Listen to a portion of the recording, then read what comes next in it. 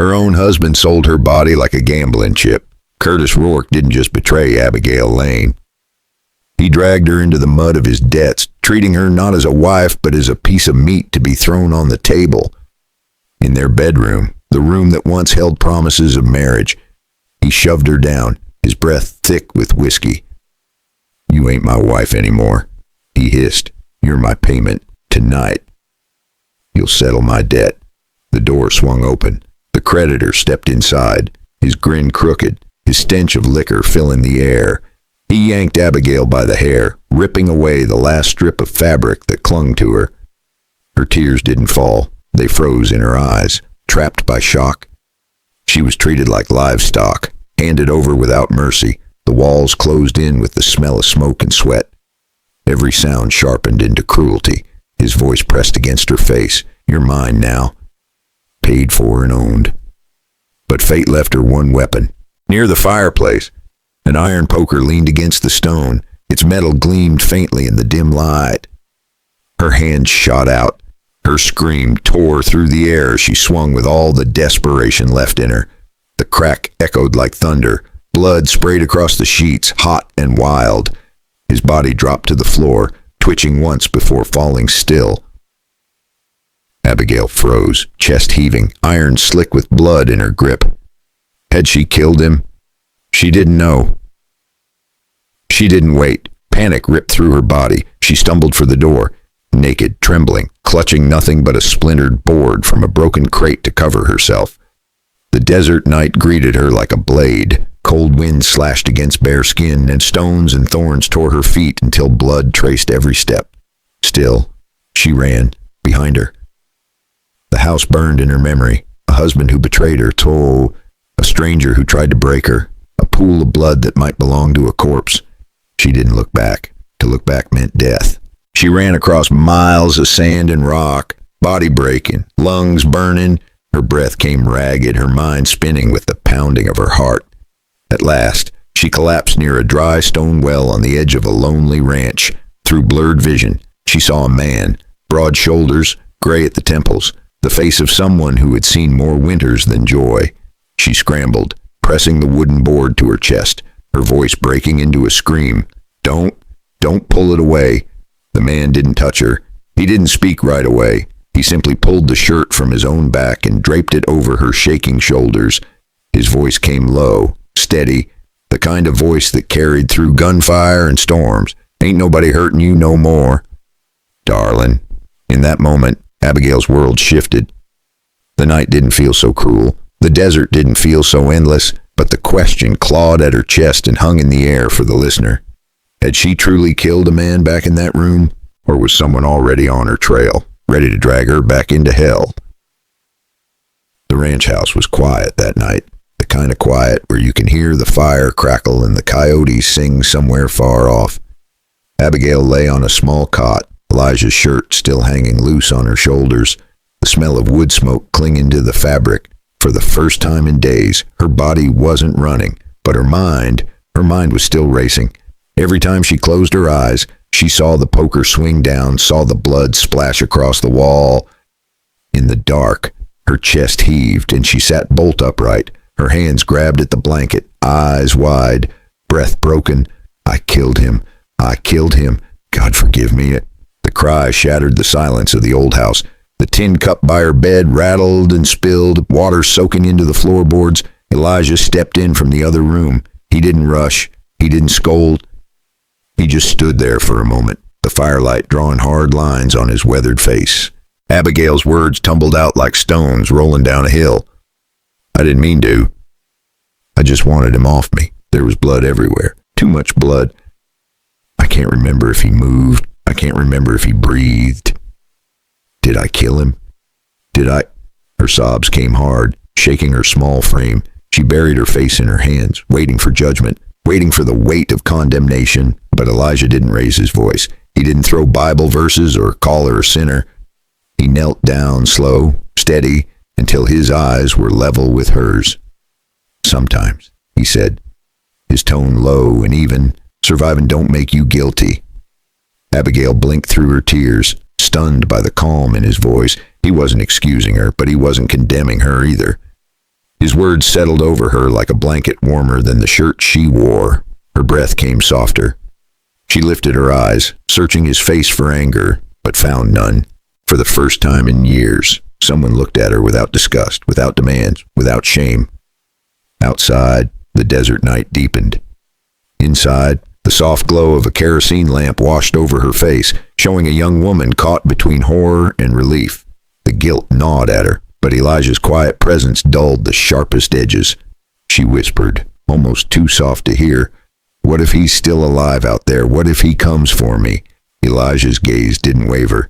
"Then you ain't facing it alone." The words hung heavy, carrying more promise than she could understand in that moment. Her tears slowed, and for the first time since she fled, her body leaned into the silence instead of fighting it. But deep inside, the question remained.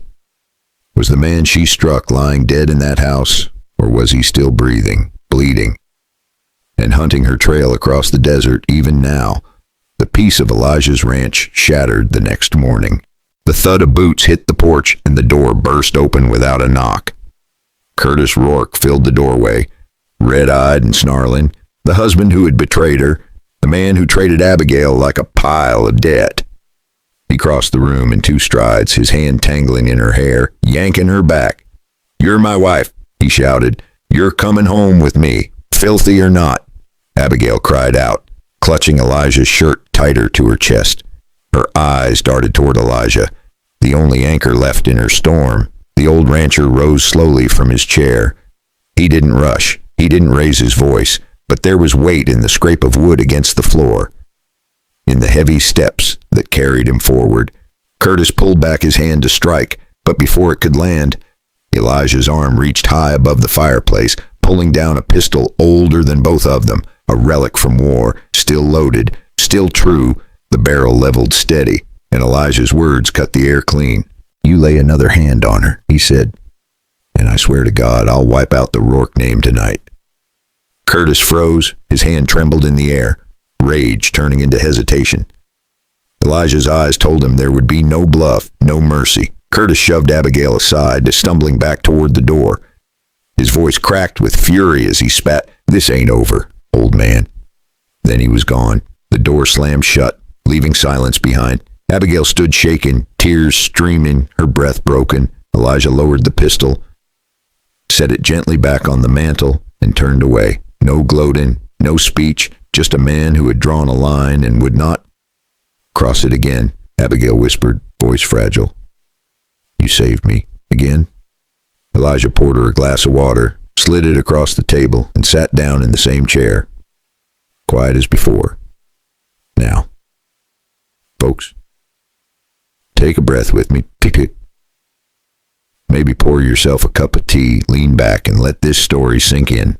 And while you're here, tell me in the comments what time it is where you are and where you're listening from. I'd love to know. And if you don't want to miss what happens next, go ahead and hit that subscribe. It's quick, it's free, and it keeps you right here with us when the next chapter lands, because Curtis Rourke wasn't finished, and the law itself was about to ride into Elijah's ranch. The morning sun cast long shadows across the ranch when Curtis Rourke came back. But this time, he wasn't alone. Dust trailed behind him as another rider followed close. The badge of a sheriff glinting on his chest, Abigail froze when she saw the lawman. Her stomach sank.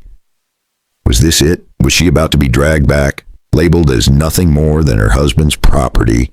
Elijah stepped onto the porch, calm as ever, his eyes narrowing. He knew the man riding behind Curtis, Sheriff Jeb Crowley, years ago, in the mud and smoke of Cold Harbor. Elijah had pulled Jeb from the dirt with a bullet in his side. Jeb had looked into Elijah's eyes that day and swore he would never forget. Now here they stood, on opposite sides of a dusty ranch yard, the weight of memory heavy between them. Curtis wasted no time. He jabbed a finger toward Abigail. "That's my wife. She ran off and this old fool is keeping her. Arrest him. Bring her home." Abigail clutched the shirt tighter around her body, fear and fury mingling in her chest. Her voice trembled as she spoke. "He sold me. He sold me for a debt." The words cracked the air like a whip. Curtis's face turned red with anger, but the sheriff's gaze didn't move from Elijah. Jeb Crowley sat tall in his saddle, his voice steady. I remember Cold Harbor. I remember who dragged me out when the Rebs were ready to finish me. That man right there. He pointed to Elijah. I owe him my life, and I ain't about to forget it for a drunk who trades his wife for cards. Curtis sputtered, tried to argue, but Jeb's hand rested on the butt of his revolver. And the message was clear. This wasn't going his way. Jeb turned his horse slightly, his eyes burning into Curtis. A man who sells his wife don't own her anymore. Touch her again and I'll bury you myself. Silence followed, broken only by the sound of Curtis's boots shifting in the dirt.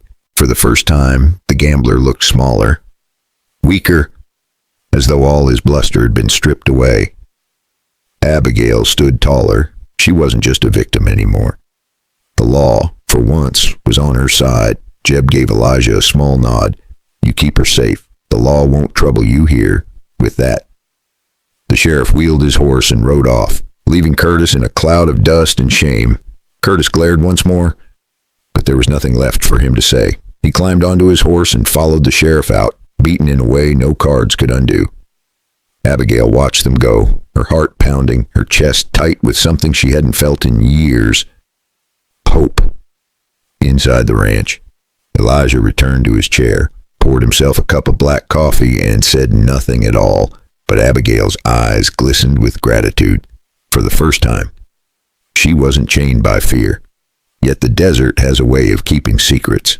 And as the wind whistled across the ranch, Abigail's heart whispered a question she couldn't silence. Would she ever truly be free, or had she only borrowed time before fate demanded its due? The days that followed moved slower than the desert sun. Abigail stayed at Elijah's ranch, her bare feet finding the worn boards of the porch, her hands learning the rhythm of chores she'd never done before. Feeding chickens, carrying buckets of water, stacking firewood. At first, her body shook with every sound outside, every rider passing in the distance, but each evening, Elijah's steady presence kept the shadows from swallowing her whole.